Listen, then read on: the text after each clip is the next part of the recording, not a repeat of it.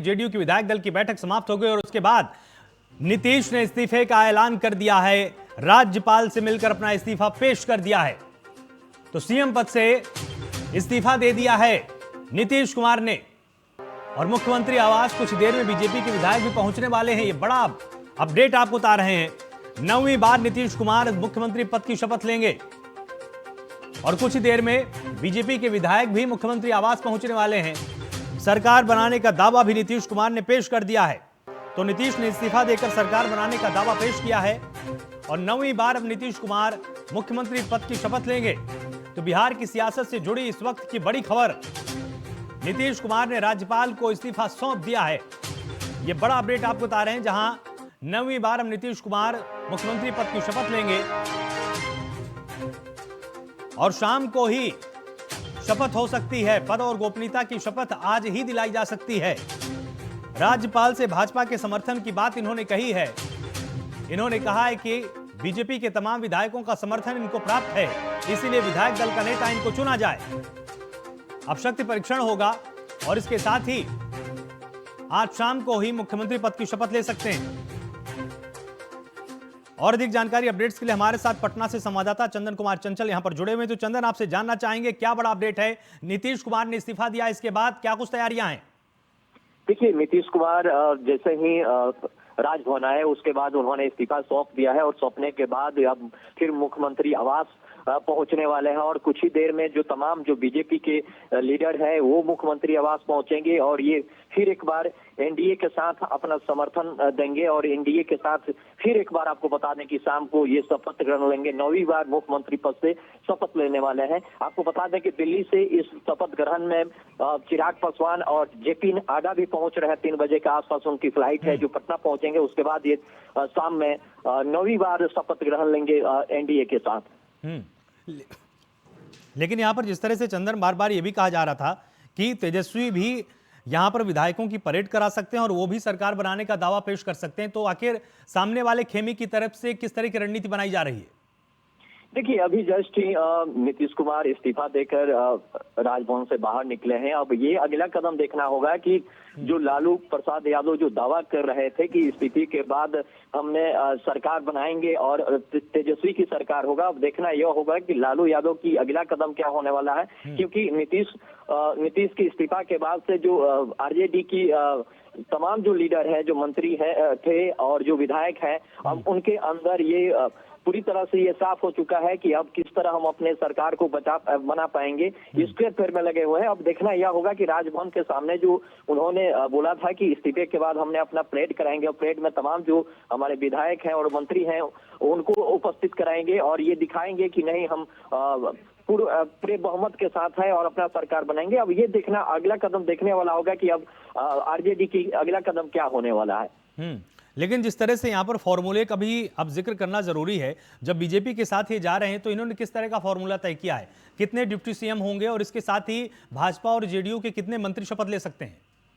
देखिए, ये पहले तो बीजेपी की तरफ के तमाम जो लीडर थे वो पहले बताए थे कि नीतीश कुमार इस्तीफा देंगे। इस्तीफे के बाद मुख्यमंत्री आवास पहुंचेंगे। तमाम उस आवास पे बीजेपी के नेता और जेडीयू के नेता रहेंगे। उसमें आपको बता दें, इस मुख्यमंत्री के दोबारा जो शपथ ग्रहण लेने जा रहे हैं, 9वीं बार जो शपथ लेने जा रहे हैं, उसमें जेपी नड्डा और चिराग पासवान पहुंच रहे हैं। और अब ये निर्णय लिया जाएगा कि इसमें जो कयास पहले से लगाया जा रहा था कि 2 इसमें उप मुख्यमंत्री होंगे और तमाम जो बीजेपी के लीडर हैं उसके मंत्रिमंडल को बढ़ाया जाएगा। इस तमाम चर्चाएं कुछ ही देर में अब चालू हो जाएगा मुख्यमंत्री आवास पे। अब देखना यह होगा कि जो अंदर से क्या निकल के आता है, उसके बाद ही स्पष्ट हो पाएगा कि बीजेपी के इसमें कितने लीडर को मंत्री पद दिया जा रहा है और कितने उप मुख्यमंत्री बनाए जा रहे हैं।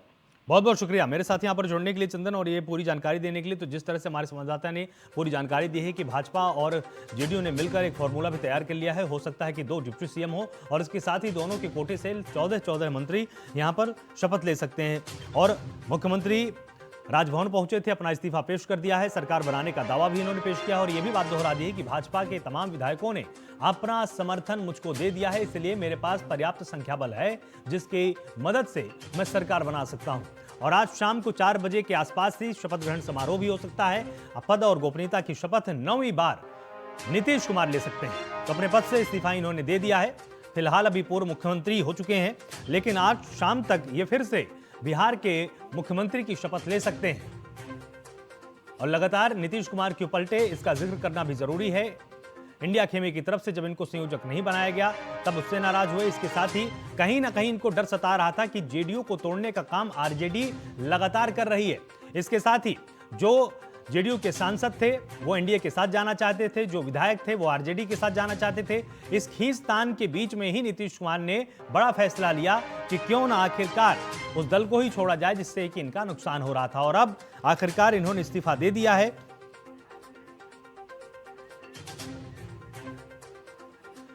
और अधिक बातचीत के लिए हमारे साथ आरजेडी के विधायक भाई वीरेंद्र यहां पर जुड़े हुए हैं। बहुत बहुत स्वागत है आपका टीएनपी न्यूज पर। धन्यवाद। जिस तरह से नीतीश कुमार ने अपना इस्तीफा दे दिया है और राज्यपाल को इन्होंने कहा है कि भाजपा के तमाम विधायकों का समर्थन मुझको प्राप्त है, इसलिए मुझको मुख्यमंत्री पद की शपथ दिलाई जाए, क्या कहेंगे आप? कि पहले आपके साथ आए, विश्वास जताते रहे, कहते रहे कि नहीं अब हम कभी भी एनडीए की तरफ नहीं जाएंगे, आज आखिरकार फिर से एनडीए का रास्ता उन्होंने चुना। नहीं लेते हैं तब तक कोई भी बात करना उचित नहीं है। हम मजबूत हैं। आदरणीय लालू प्रसाद यादव जी और आदरणीय तेजस्वी प्रसाद यादव जो नौजवानों के आइकॉन हैं और महागठबंधन के सारे नेताओं का अभी सब ये अब हमसे बात कीजिएगा, जब शपथ ग्रहण कर लेगा उसके बाद बात कीजिएगा तो मैं बताऊंगा। लेकिन वीरेंद्र जी, मतलब आपका दावा पूरी मजबूती के साथ ये माना जाए कि सरकार बनाने की स्थिति में आप भी हैं, आप भी अपना दावा पेश करेंगे? नहीं, हम भी मजबूत हैं और समय बताएगा क्या होगा नहीं होगा। विधानसभा के अंदर में हम सब खेल दिखाएंगे। ठीक है, बहुत बहुत शुक्रिया मेरे साथ यहां पर जुड़ने के लिए और ये जानकारी देने के लिए। तो यहां पर वीरेंद्र हमारे साथ जुड़े हुए थे, विधायक हैं आरजेडी कोटे से, और इनका यह कहना है कि अभी हम कहने की स्थिति में नहीं है क्योंकि तैयारियों में हम लोग व्यस्त हैं, लेकिन इन्होंने ये संकेत तो दे दिया कि सरकार बनाने की स्थिति में हम भी हैं, हमारी भी बातचीत चल रही है। लालू जी लगातार रणनीति तैयार कर रहे हैं, तो दोनों खेमे से यहां पर सरकार बनाने का दावा पेश किया गया है। एक तरफ दावा राज्यपाल के दरवाजे तक पहुंच चुका है, नीतीश कुमार ने राज्यपाल के पास जाकर अपना इस्तीफा सौंपा और सरकार बनाने का दावा पेश किया है, लेकिन अभी जो लालू यादव जी का खेमा है उनकी तरफ से इस तरह की कोई पहल नहीं की गई है। लेकिन यहां पर वीरेंद्र का कहना है साफ तौर पर कि हमारी तरफ से भी तैयारियां की जा रही हैं और हम भी सरकार बनाने का दावा पेश करेंगे।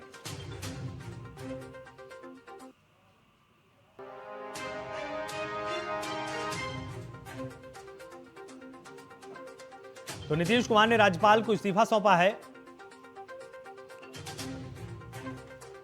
और 9वीं बार नीतीश कुमार मुख्यमंत्री पद की शपथ ले सकते हैं।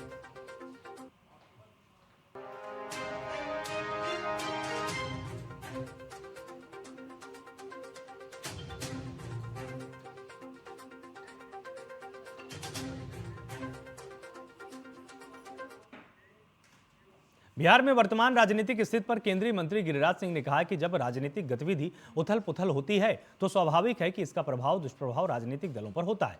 बिहार में भाजपा एक सशक्त राजनीतिक दल है। विधायकों के साथ कल भी बैठक हुई थी और आज भी हम बैठक करेंगे। बैठक का सिलसिला जारी रहेगा। भाजपा गंभीरता से इसे देख रही है और परिस्थितियां स्पष्ट सामने आने पर पार्टी का नेतृत्व इस पर निर्णय लेगा। गतिविधि उथल पुथल जब होता है तो स्वाभाविक है कि इसका प्रभाव दुष्प्रभाव समाज पे होता है, राजनीतिक दलों पे होता है।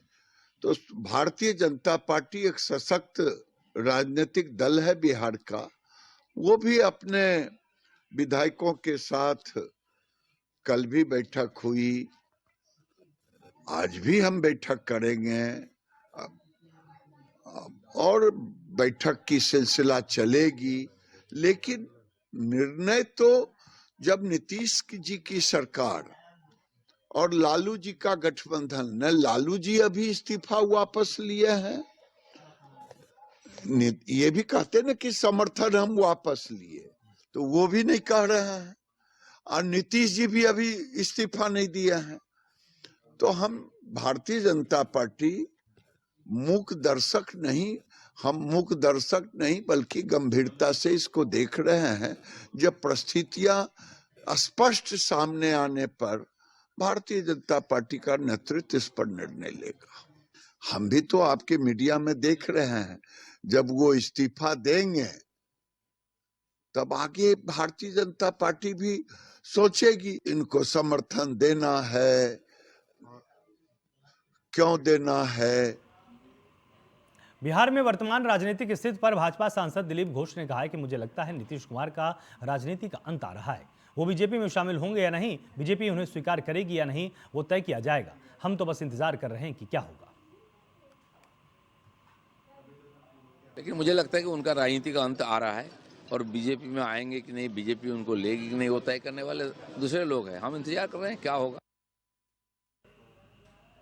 भाई आपको एक और बड़ा अपडेट बताते हैं, जहां पर जेडीयू के एमएलसी नीरज कुमार का बड़ा बयान सामने आया है। राहुल गांधी को पदयात्रा करने का अधिकार है, लेकिन उस पदयात्रा का जो नतीजा आ रहा है, ममता बनर्जी दरकिनार हो गई। तो जेडीयू के एमएलसी नीरज कुमार ने निशाना साधा है। इन्होंने साफ कहा है कि राहुल गांधी को पदयात्रा करने का अधिकार है, लेकिन उस पदयात्रा का जो नतीजा आ रहा है उसमें ममता बनर्जी दरकिनार हो गई हैं। बिहार में प्रवेश करने वाले हैं, यहां राजनीतिक घटनाक्रम बदल रहा है। राहुल गांधी को आत्मचिंतन करना चाहिए। तो एमएलसी ने सीधा निशाना राहुल गांधी पर साधा है कि बिहार में प्रवेश करने वाले हैं और यहां पर राजनीतिक घटनाक्रम लगातार बदल रहा है। रणनीति में चूक कहां हो गई है राहुल गांधी से, इस पर आत्मचिंतन करने की जरूरत है। जहां हम जाते हैं वहां सहयोगी दरकिनार होने लगते हैं। तो नीरज कुमार ने राहुल गांधी को आत्मचिंतन करने की सलाह दे दी है। नीरज कुमार का कहना है कि राहुल गांधी को सोचना चाहिए कि जहां से जाते हैं वहां पर सहयोगी आखिर दरकिनार क्यों होने लगते हैं। और ममता बनर्जी अपना किनारा कर चुकी हैं। बिहार के अंदर राजनीतिक घटनाक्रम सेकंड्स के हिसाब से बदल रहे हैं, तो आखिर ऐसा क्यों है? रणनीति में चूक कहां हो रही?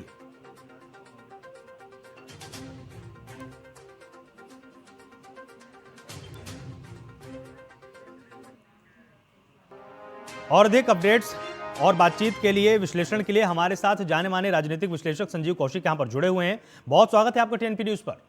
जी, आपको बहुत बहुत धन्यवाद। जिस तरह से बिहार में राजनीतिक घटनाक्रम है, एक तरफ तो देखिए राज्यपाल के सामने नीतीश कुमार ने सरकार बनाने का दावा पेश कर दिया, लेकिन लालू यादव के खेमे से भी कहा जा रहा है कि सरकार बनाने की स्थिति में हम भी हैं। किस तरह की तस्वीर आज पूरा देश देखने को पा सकता है? देखिए, सच बात यह है कि कल रात तक जो खबर थी वो कयासों का ये दौर लगाया जा रहा था कि लालू यादव की तरफ से भी या आरजेडी की तरफ से भी दावेदारी पेश की जाएगी, लेकिन अब लगता है कि तस्वीरें काफी खराब हो चुकी है। नीतीश कुमार पुनः 9वीं बार मुख्यमंत्री शपथ के लिए वो बढ़ चुके हैं। उन्होंने इस्तीफा सौंप दिया है और अगले कुछ ही समय में वो दोबारा दावेदारी भी कर चुके होंगे मुख्यमंत्री के लिए। अपनी नई दावेदारी भारतीय जनता पार्टी और तमाम सहयोगी पार्टियों के साथ। सबसे इसमें महत्वपूर्ण यह है कि यदि मुख्यमंत्री शपथ लेते हैं तो इस बार भारत के इतिहास में 9वीं बार मुख्यमंत्री शपथ लेने वाले मुख्यमंत्री बनेंगे नीतीश कुमार। साथ साथ एक ही विधानसभा कार्यकाल में तीसरी बार सबसे कम संख्याओं के आधार पे राजनेता बनते हुए भी वो मुख्यमंत्री का शपथ लेंगे, एक ही विधानसभा कार्यकाल, पार्ला बदल के। लेकिन इन सबों के बीच में महत्वपूर्ण बात यह है कि भारतीय जनता पार्टी और नीतीश कुमार के गठबंधन के बाद जो राजनीतिक फिजा तैयार होगी बिहार में, निश्चित तौर पे इनके चाहने वाले, दोनों के चाहने वालों के लिए ये असहजता की स्थिति पैदा करने वाली। जिस भारतीय जनता पार्टी के प्रदेश अध्यक्ष ने अपने सर पे साफा तक बांध दिया और ये बिल्कुल, जब तक जिस तरह से आपने ये तमाम बिंदु यहाँ पर रखे, लेकिन एक सवाल ये भी है कि तेजस्वी यादव हो चाहे वो मनोज झा हो, अब वो एक चीज निश्चित तौर पर बार बार जनता के सामने पेश कर रहे हैं कि हमने गठबंधन धर्म को निभाया है।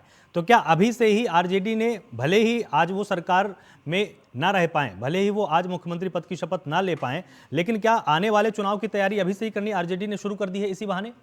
हाँ, इसीलिए मैंने कहा कि कल रात तक ये बातें खबर बन के आ रही थी कि वो भी अपनी दावेदारी पेश करेंगे और बहुत सारे जनता दल यूनाइटेड के विधायकों के संपर्क में वो है। लेकिन यह बात सुबह तक ये स्पष्ट हो चुकी थी कि लालू यादव ने ये अपने बेटे को ये बात समझा दी थी कि हम किसी तरह की तोड़फोड़ की राजनीति नहीं करेंगे और बनाने दो उन्हें सरकार जिनके साथ जो वो बनाना चाहे, हमें अगली तैयारी करनी है। और जाहिर सी बात है कि इसी क्रम में आपने देखा होगा कि बिहार के तमाम वो न्यूज पेपर के पहले पन्ने पर, दूसरे पन्ने पर वो विज्ञापन भी आपने देखा। और अब इस कार्यकाल में जितनी भी उपलब्धियां हैं, उस उपलब्धियों को अपने अपने खाते में डालने का प्रयास किया जा रहा है कि हमारे प्रयास से नौकरियां हुई, हमारे प्रयास से इस कार्यकाल में ये तमाम डेवलपमेंट हुए। तो दोनों पार्टियों ने अपने अपने तरीके से ये काम करना शुरू कर दिया है। लेकिन मैं दूसरी बात ये कह रहा था कि सरकार में तो नीतीश कुमार आ जाएंगे, पहले भी मुख्यमंत्री थे और आज भी वो मुख्यमंत्री बनेंगे, लेकिन इस पूरे प्रकरण में आखिर नीतीश कुमार ने पाया क्या? तो नीतीश कुमार की जब पाने की बात होती है तो जहन में एक ही बात होती है कि नीतीश कुमार निश्चित तौर पे जिस तरह के वादे के साथ वो राजद के साथ गठबंधन में थे, 2024 से पहले ही उनको सत्ता तो सौंपना ही था, जो वादे किए थे और जो बातचीत चल रही थी उसके हिसाब से बीजेपी को और मुख्य धारा की राजनीति और केंद्र की राजनीति में उन्हें सक्रिय भूमिका निभानी थी। लेकिन अचानक उन्हें दिखाई देने लगा कि केंद्र की राजनीति में उन्हें हाशिए पे या उनके इस धूल में रवैये को भी गठबंधन ने, महागठबंधन ने भाप लिया था, हाशिए पे इनको डालने का प्रयास किया और उसी से ये खिन्न होकर एक तरह से पुनः एनडीए की तरफ उन्होंने अपना कदम बढ़ाया है। ठीक, जी, बहुत बहुत शुक्रिया हमारे साथ यहाँ पर जुड़ने के लिए संजीव जी। और आपने जो विस्तार से तमाम बिंदु रखे, निश्चित तौर पर बिहार में राजनीतिक घटनाक्रम इसी के हिसाब से लगातार आगे बढ़ रहे हैं।